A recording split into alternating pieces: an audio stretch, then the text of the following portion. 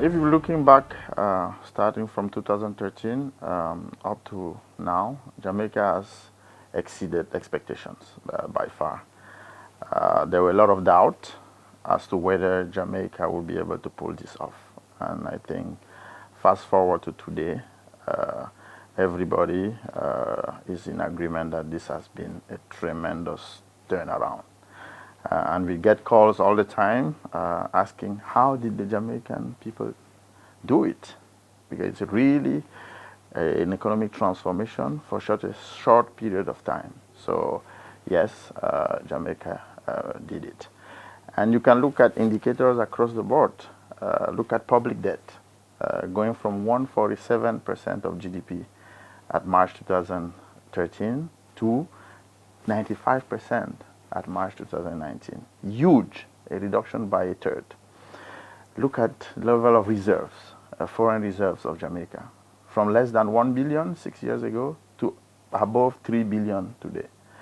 Look at inflation, from double digit to low single digit. Look at unemployment, which is actually directly related to the people. 16.3% in April 2013, 7.8% in April 2019, less than half in 6 years. And the list goes on and on and on. There are a lot of discussion about growth, growth not being where we will all had wanted it to be. But if you put the numbers in perspective, the Jamaican economy grew by 1.9% in 2018-19, which is more than double the average growth rate of the past 2 decades. So yes, it's low, but we're getting there, and there are green shoots.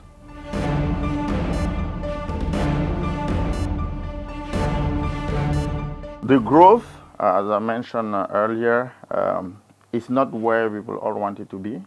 It's high by historical standard, but there are still structural impediments that have prevented Jamaica from achieving much higher growth rate. Number one, we have the elephant in the room that we all know about, crime. Number two, we have agriculture, a sector that employs some 200,000 Jamaicans, and which is still very much at the mercy of Mother Nature. If it rains too much, it's an issue. If it doesn't rain enough, it's an issue. So how to modernize agriculture is certainly one of the key structural issues to look at going forward. And there has been a lot of effort. The government has made a lot of effort in terms of budget allocation for farm roads, budget allocation for irrigation to solve the water problem. And then number three, access to finance. Right? 6 years ago, the government was the only game in town in terms of financing, because the government was taking all the resources in the economy. But now the government, as Prime Minister Arnold said recently, has gone on borrowing diet, which means that actually the government is repaying debt. And there is a lot of money in the system. And the question now, and we're very happy to see that the banks are sitting down with small businesses to think about how to close the information gap and get financing flowing to productive sectors. So those three are certainly key elements that are being looked at. I think it's very encouraging that the government and the private sector have started the work in that direction.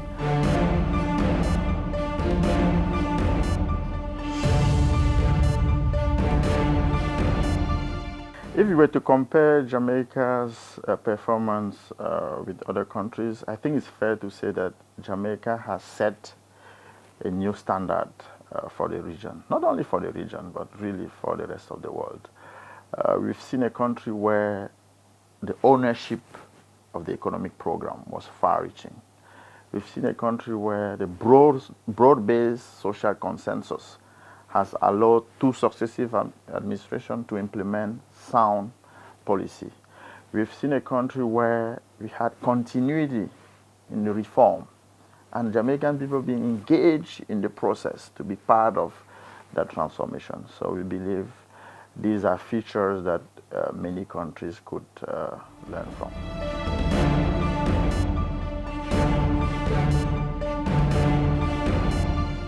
Oh, absolutely, absolutely. Jamaica is ready.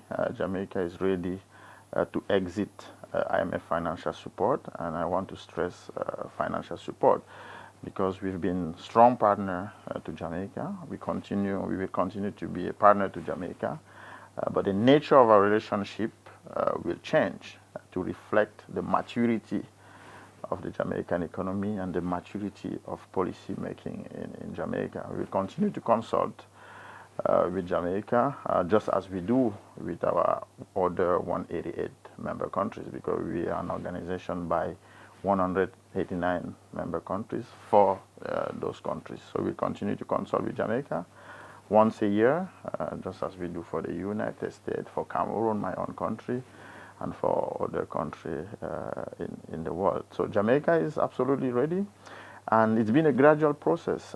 6 years of sound policy making with broad-based consensus.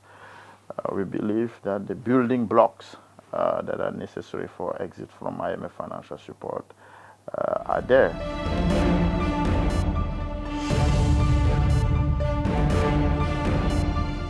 If I was to leave Jamaican people with a word, is really to stay the course. Jamaica has come too far to allow for any reversal. The sacrifice have been far-reaching by all Jamaicans, and I will really encourage the Jamaican people to stay the course. A lot is happening. It's a huge transformation that is happening. The world is watching, and I put my trust in the Jamaican people in delivering on that promise.